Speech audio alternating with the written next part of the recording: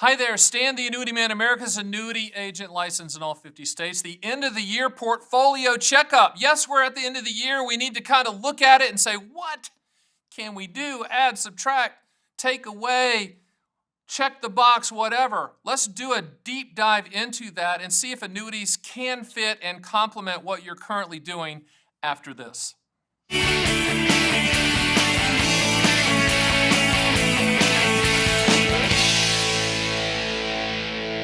The first thing that you should do end of the year, in my opinion, looking at the portfolio, if you need income and you're getting income, is to check that income floor. One of my team members said something that was really good. His name's Phil, and he said, if you don't have an income floor, you don't have a floor, you have nothing. You're going to go underwater. You don't want a dirt floor. You've got to have a floor in place. And I thought that was very well said. What's an income floor? It's your Social Security. It's your pension. It's dividend.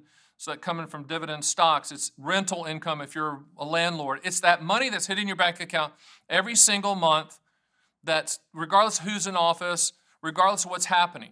It's that income amount that's hitting. Social Security is the annuity that you already own, best inflation annuity. So what is your income floor? Do you need to shore that up? Do you need to add to it? Is there a gap to be filled? And if so, you can go to my site at theannuityman.com and run reverse engineered quotes solving for that specific monthly income number. Okay, so that's the first thing you need to look at. What's your income floor? Why is that important? A couple reasons. Number one, lifestyle. Just making sure that you can pay the bills and live the lifestyle that you want and that you've earned and that you've scrimped and saved for, and make sure that there's a continuation of that.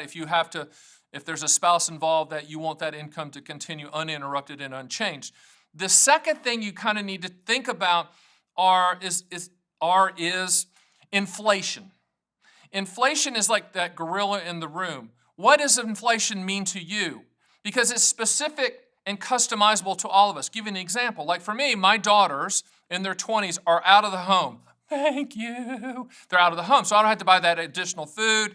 There's not that additional college expenses. They're both out of college, etc. I don't have those food and kid bills anymore. I don't drive as much because I'm not picking them up from that dance and the dance recital that I went to, and I love those dance recitals. It was beautiful. Anyway, I don't have that, so that doesn't apply to me because I don't travel a lot from the standpoint of driving in the car, so that type of inflation doesn't apply. I'm not building anything. That doesn't apply. What does inflation mean to you? How is it affecting you? How does it affect your income floor? Yes, we are in inflationary times. Is it transitory as Janet Yellen says, meaning it's kind of here now but not going to be here later? I don't know. Doesn't seem like it. Seems like inflation is here to stay for a while. So you need to figure out what that means to you and what that means to your income floor. There's not an annuity on the planet that perfectly solves for inflation, meaning that I get this call all the time. I got a call the other day. Guy says, I want an annuity, but I want it to increase with inflation when inflation happens. And I said, I want six-pack abs. I want the cut-up abs. It's not going to happen, okay? That product's not going to happen. That product doesn't exist that it's going to track inflation because, well, of course, he said, well, this guy said this one tracks inflation. No, there is no such animal because it can't be built from a contractual standpoint. So what's the best way to address inflation? My opinion, number one, figure out what inflation means to you when we're doing this end of the year portfolio checkup, and then say, okay, me and the spouse need to fill in a gap to address inflation. The best way to do that is at the time you need that income gap filled, you reverse engineer a single premium immediate annuity quote and use as little amount of money as humanly possible to solve for that income gap needed. You can go to my site, theannuityman.com, pull up the calculators, hit the SPIA calculator, and do a reverse engineered quote. I always say use as little money as possible with annuities, period, to solve for the contractual goal. I know that the annuity gods hate it when I say that, but that's the way to do it. Now, which leads, we talked about inflation, which leads us kind of to interest rates. When we're talking about end of the year, we're looking at interest rates. How's that going to affect you? Again, it's customizable and personal. Nobody knows where interest rates are going to go. And if they tell you they know that, well, they've got to go up. No, they don't. People have been telling me that for the last 6 years at the time of this taping, they've gone down. Can they go down further? Yes, we have examples of that. Europe, Japan. In some places in Europe, you'd give them $1,000 and they give you, $950 back for keeping it safe. I mean, could we go negative? Maybe. Could we go to zero? Maybe. Could they go up? Maybe. But how do interest rates affect you? With annuities, if you're buying lifetime income type annuities, SPIAs, DIAs, QLACs, income riders, then the primary pricing mechanism is mortality credits, life expectancies, instead of interest rates. Interest rates play a secondary role. So don't say, well, I'm not buying a lifetime income product until interest rates move. That's a dumb statement. That's not understanding how things are priced. Remember, it's life expectancy, mortality credits, meaning pooling the risk with other people your age for a lifetime income guarantee. If you're buying, say, fixed rate annuities, like a multi-year guarantee annuity, which is the annuity industry version of a CD, you need to start thinking, should I keep those maturities shorter? Should I go 5 years and in? Should I buy a 2-year or a 3-year? At the time of this taping, a 2 years is as short a term as you can go we'll have multiple carriers bidding on that. And you can go to my site at theannuityman.com and pull up the live MIGA feed and see the best MIGA rates in your state. And they're issued at the state level, so you have to put in your state and then the duration that you're looking at, and up pops the best contractual guaranteed interest rate products, principal protection products. So those are some things like looking at your portfolio. The other thing I would do kind of end of the year is looking at risk. How much risk are you shouldering? How much risk are you transferring? Shouldering risk are products, are market products. Nothing wrong with them. You need exposure to growth.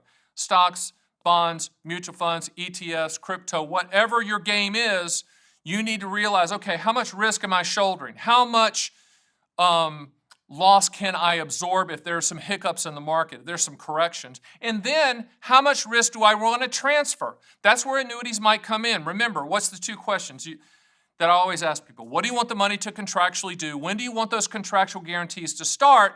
From that, we can fill in the gap with the right annuity type product that will provide the highest contractual guarantee. In addition, remember the PIL acronym. P stands for principal protection. I stands for income for life.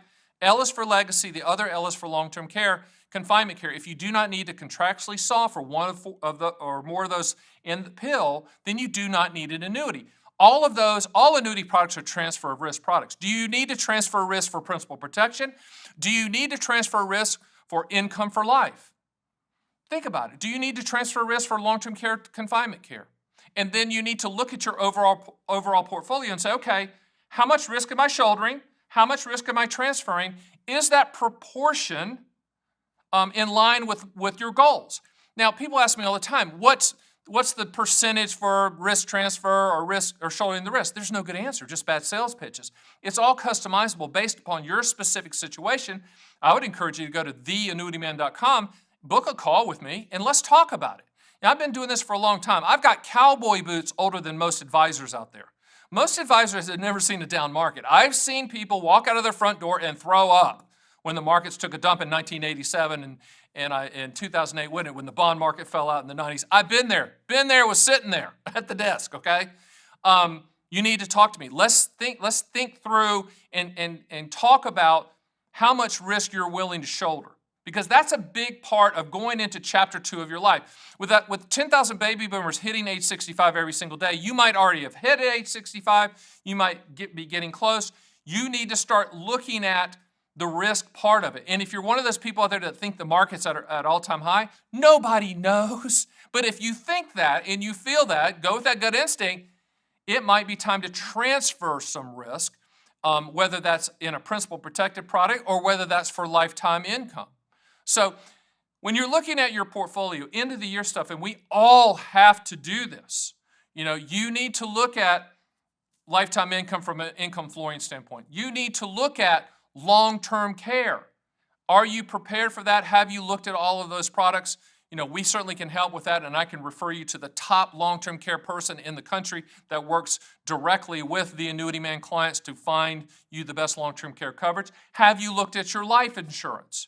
Have you looked at all of the things, all of the what-if scenarios? If you are kind of the head of the household, have you looked at the continuation plans for your spouse, or the legacy plans for your kids, or charities, or grandkids? Have you set all of that up? Have you gotten with your attorney and maybe updated a trust or updated a will? Don't procrastinate, okay? Golf analogy, there's no mulligans on this. There's no do-overs on retirement. There's no do-overs on planning. You need to be proactive with all of that. Don't put it off.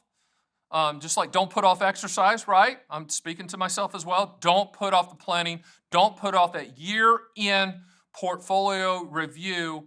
Sit down with your spouse or significant other. Sit down with your family. Sit down with your CPA. Sit down with your tax lawyers. Sit down with your estate planning lawyers. I'm telling you things you already know, but you need me to tell you that. You need me to remind you of that because I'm going to do that as well for my family. So what I was trying to say about the income floor, and everyone's yelling at me, is if you don't have an income floor, you're either underground or underwater. I said dirt floor. Dirt floor is like Southern. I'm from the Carolinas, man. I would tell you the story that I grew up with a house with a dirt floor and walked to school both ways uphill. You know what I'm saying? That was my life. Now, I know what you're also saying. You say, wait a minute, Stan, you normally have these really cool hats that say Stan the Annuity Man.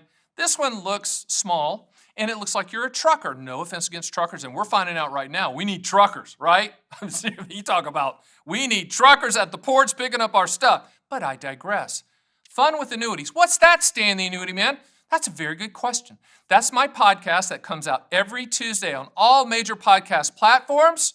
And I also have a YouTube channel, in addition to this one, called Fun with Annuities, where you can see me interacting with my celebrity guests. And yes, I do have some heavy hitters on that show. And no, we just don't talk about annuities because you can't. You got to talk about life. You got to talk about markets. You got to talk about everything. And the people that I have on are fantastic. So I encourage you to take a look at that on my Fun with Annuities channel every Tuesday. It's one of the fastest growing podcasts in the financial sector at this point in time. Why? Because I let them talk. Hey, do me a favor. Hit the subscribe button. Tell your friends and not friends. And I'll see you on the next Stan the Annuity Man YouTube video.